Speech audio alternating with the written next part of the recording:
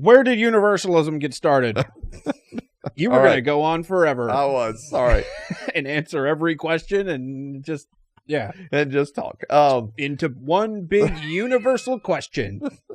Well, it does fit the topic. All right. Yep. So for... you don't get what you want. I don't... man. Yep. Bobby. All right. So I... All right, all right, so where did universalism begin? Yes. All right, so this is one of those things where it's like, so if I don't talk about just Christian universalism, okay? I'm talking about just universalism as a whole, right? Okay. As a philosophical concept, all right? Or even a religious concept. I think you find it going as far back as we know. All right, that there are individuals. We don't know anything. We're idiots. We only have one little piece of the know, right? Apparently, and so, but I think more than likely you're going to have these ideas that are in people early on. Is what I'm getting to is that they may not be written down somewhere or documented, but the fact that when universalism began, man, I don't know, because we were such an oral tradition for so long, and so. For that being the case, and we still are. We still are an oral people. But hello, audience.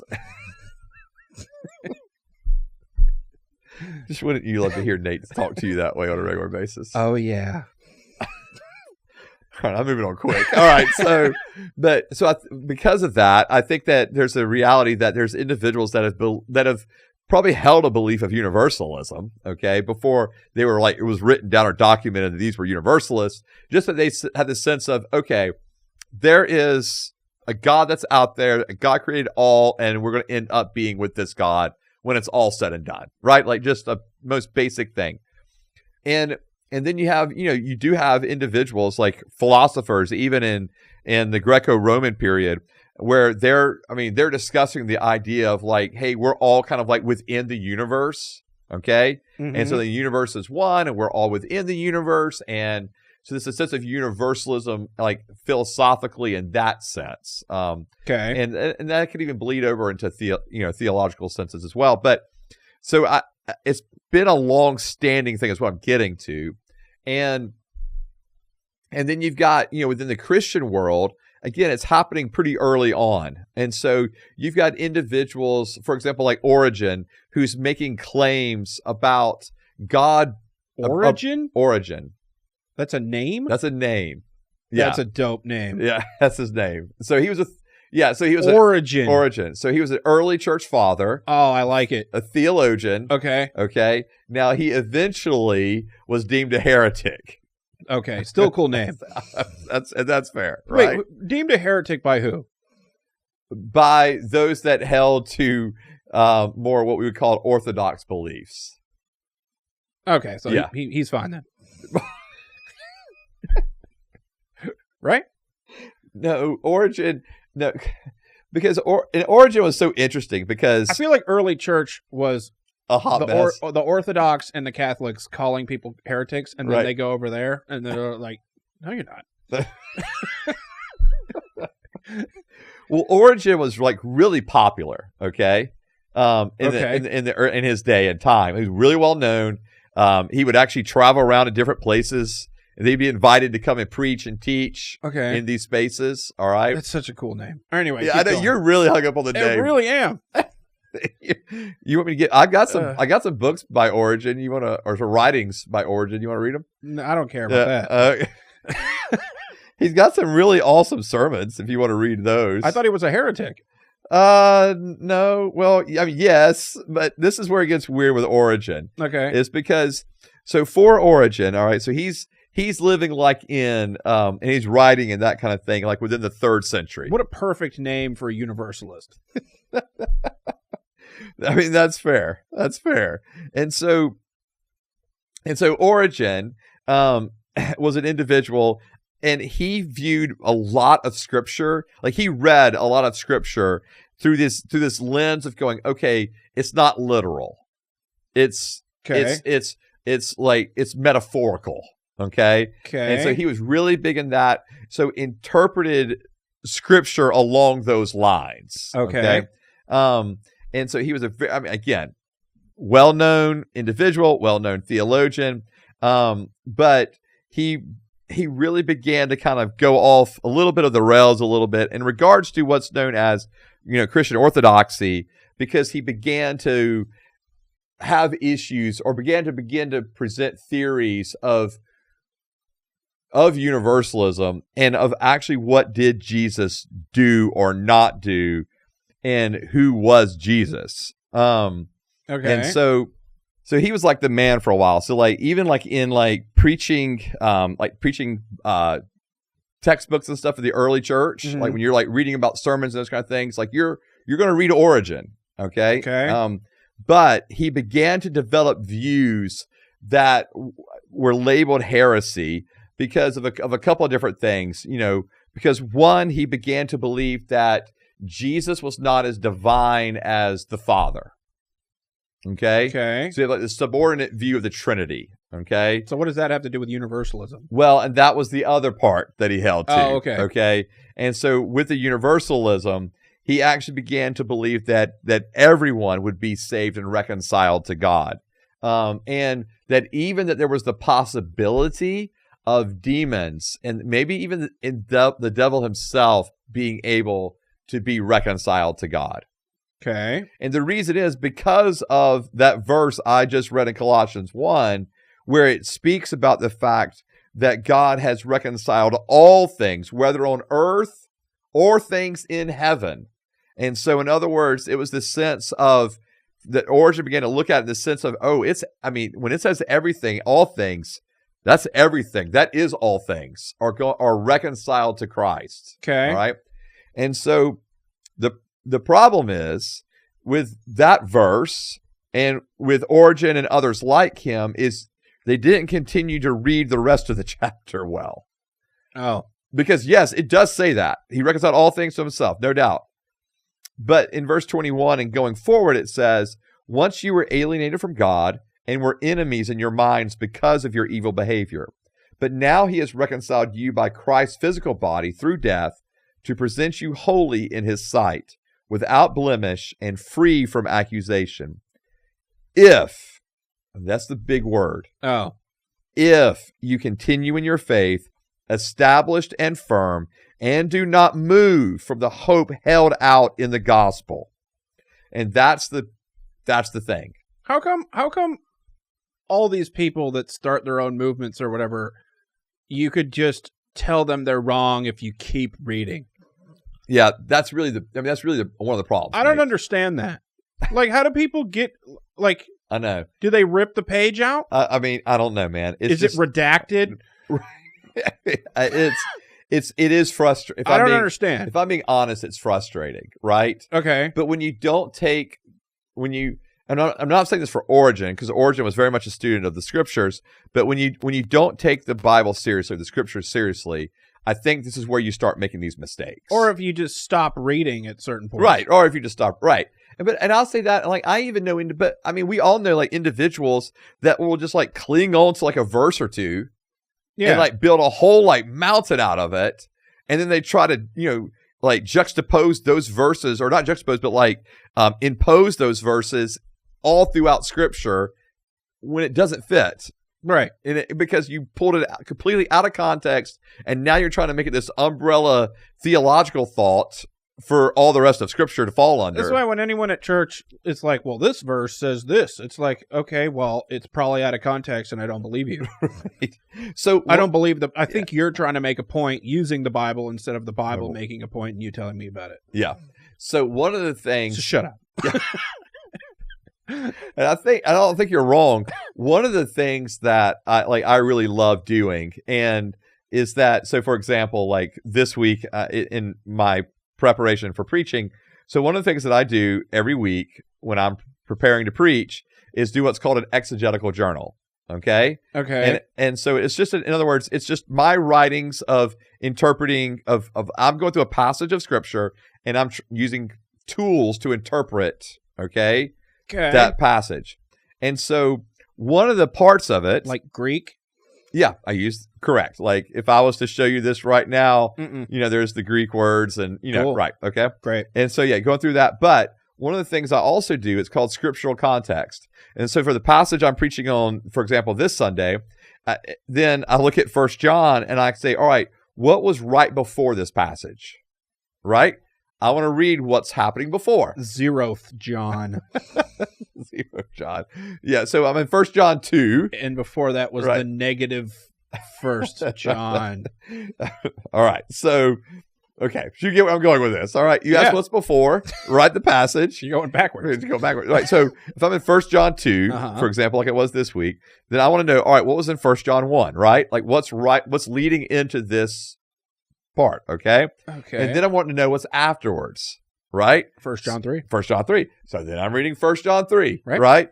And so then 1 John 4. And 1 John 4, and then 1 John 5. Right. So one of the things that doesn't 1 John only have like it's got 5 books. 5 chapters. Yeah. Okay. It's got 5 chapters. That's why you stopped there. That's why I stopped there at 5. Okay. Yeah. So then it would be 3 John 1 or 2 John. Yeah. 1 John, 2 John, 2 John and 3 John actually each just only have 1 chapter. Oh. Yeah. So it's lazy. It's just 1 John 4 or 2 John 4 or 3 John, 12. He got all those good ideas out in the first one. Yeah. Well, not really. And then he was like, "We need a trilogy of John." Is that the way it's all started? Like the whole seeking out a trilogy thing? Yeah. All because of John? With John. He needed a trilogy? Yeah. Actually, a lot of people think that they're... And then in the third one, he goes to space, right? Absolutely. Yeah. Because that's the way it always happens. And the second one is just the first one again? Correct. Yeah, okay. But it's kind of summarized and it's reduced. It's down a little bit, right? Not a quick... It's quite take as long. Yeah. But it's the same concept. Same storyline, right? Okay. But no. So actually... And John's played by someone else? Yeah, he's not playing himself. It's someone else named John. Right. You're like, hey, that's not the same person. Anyway, all right. Anyway. So, but real quick on that. All right. So a lot of people think that 3 John was actually written. All right. So it's written because it's written to an individual. Okay. All right. John. No. John's writing. Okay. Okay. So it's written to so John's writing 3 John to an individual. Okay. Okay. And then Gaius. And then Gaius is then some people think that Gaius is then charged with, so that's like the letter to Gaius. Okay. Gaius? Yeah. And then 2 John is addressed to, it says, from the elder to the lady and to those in her house. And so it's like to an individual, to like a church family, and then there's the third. And so in other words, 1 John, 2 John, 3 John are probably like, you probably could actually put them in a better order and like flip them all around and actually have 3 John be 1 John. 1 John be 3 John. We need to move on. All right. Anyways, I find it fascinating. So, all right. I don't understand anything you said. Sorry. All right. So my point just being is, I'm going to need a chart. Right. I can draw those too. Okay. All right. But my point being is, even when I'm just preparing a basic sermon, like I'm reading what's before, I'm reading what's after, and before I even start preaching from, for example, 1 John, I do a full. So like when I approach 1 John, I do a full reading of it and a exegetical work through the whole book, and then I mine it down into the individual passages I'm preaching. And what I'm saying is, well, that sounds exhausting. It's exhilarating. And you could just mess some stuff up sometimes not do all that work. It's exhilarating. I love it. Anyway, your point. All right, my point is that this is how, for me, that this, like when you approach Scripture this way and teach it this way, it helps keep you from things like heresies, right? Okay. Or creating of cults or whatever it may be. Okay. And I just think back to Origin, where this whole conversation started. Right. So there's individuals like Origin, zing, right, in Universalism, and then you have a movement that's kind of, you do see a thread of individuals, from 3rd century moving all the way up, and then I'm kind of moving quickly just for time's sake. Once you get into like the 18th century, that's when Universalism, which is the 1900s. No. 18th century, 1700s. Sorry, I went the other way. It's okay. So once you get to the 18th century, you really start finding the 18th and 19th century. You really start finding these like more what we would call like liberal, and I don't mean that like in a political sense, but like liberal criticisms of Scripture and interpretations of Scripture. And so they're handling Scripture a little bit differently. And out of that comes a more universalistic approach. All right. And so now you start having universalism start to spread a little more broadly within the church. All right. Okay. And then by the time we get into the 20th century, so the 1900s, man, it's starting to, and you go through the 1900s, it's starting to really ramp up, especially once postmodernism and pluralism all are front and center in the 1900s. It was like a feeding ground for universalism. So do you think there's people who are universalists that don't even know that they're considered a universalist at this point? Like, would they know to even call it that? I think, like, because there's people I know that believe that everyone's going to get to heaven anyway. Right. That's but they're too stupid to know what this word means. Yeah, they may not call themselves universalists. I mean, to be honest with you, some of them would just say, no, we're just Christians. Right? Like, they would come, no, we're Christians. This is what Christians believe. We are Christians. But I also know non-Christians that think that everyone's going to, like, people that wouldn't even... 100%. Yeah. 100%. And I don't think they know what this word means. No, and that's what the idea of plural... That's what I'm talking about, when it kind of when pluralism became really just widespread, right? So pluralism is the new term for universalism? No, they can go hand in hand. And so what I mean by that is, yes, because pluralism, it's the idea that all of these religions, like you see like the bumper stickers and stuff on cars. Coexist? Like the coexist. Okay. Right? And so like where they can all coexist, they can all be okay. And we're all like, it's all leading us to the same place. That's universalism. Well, that's just not accurate. Yeah. Now, I'm going to bring up the Middle East again. Right. There are some within the coexist world that would say you at least have to be like a good person. Like, like they would say, all right, you gotta at least like behave yourself, kind of, right? Okay. But then the problem is when you're saying that, but yet you believe in not only pluralism, but you believe in a moral relativism.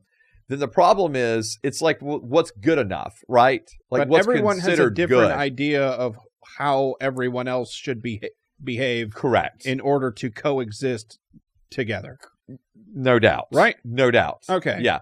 And so I think that, there is a sense of that universalism is found often within those that are pluralists because they really believe that regardless of what you believe, you're going to heaven, right? Plus, the coexist thing is just a mess of a sticker. Yeah. It's like the sticker proves it's not going to work just because how messy and ridiculous it looks. Well, to me, anytime like the coexist sticker has like just, like it's got Christianity in there. Yeah. Like as the T. Right. It's got and then it's got like Judaism in there. Yeah. And then, but like when you drop Islam in there. Yeah. Like, no. Like Islam is not a coexist religion. No. Like, and I'm saying that from a point of now there's true Orthodox Christianity. No, we do not believe in a universalism either. We do not believe like we make exclusive truth claims, right? You're only saved by faith through Christ. And so, but Islam is just as hard-lined as Orthodox Christianity. Right. More hard-lined than Christianity broadly, right? Okay. Because Islam is like this is it, right? And so I think, and I can already hear people yelling at me that there's different forms within Islam. I get that. Yeah. I get that. Dummy. Right. I get that. But within those forms, they're not coexisting with anyone else either. That's my point. Oh. Right? Like, yeah, there's different forms of Christianity, but different forms of Christianity, some will be like, oh, yeah, let's all hold hands and sing Kumbaya, right? Christians will? Oh, yeah, some Christians will. Oh, yeah. Christians. Right. I'm putting quotations around that word. But, yes, but then... Why? Because of the Mormons? Well, they're not Christians, but also because there are progressives and liberals who I would not call Christians either. But... Okay. Yeah, because I believe they've gone into heresy. So that's be my standpoint. Kind of like Origin. Kind of like Origin did. Yep. And so, but we still read him. Yeah, we still read some of his stuff. There's no doubt about it. Yep. And so, and I'm not saying every progressive and every liberal has done that or has gone off the deep end. I'm not saying that.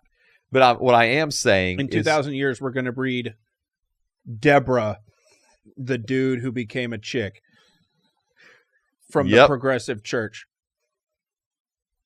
Yep. Well, it's interesting. I was actually commenting to one of our listeners earlier today, and we were kind of going back and forth. Yeah.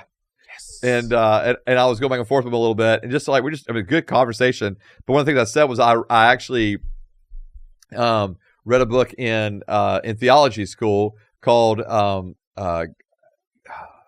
God is She. I think that's the name of it. God is She. Or She is God, something like that.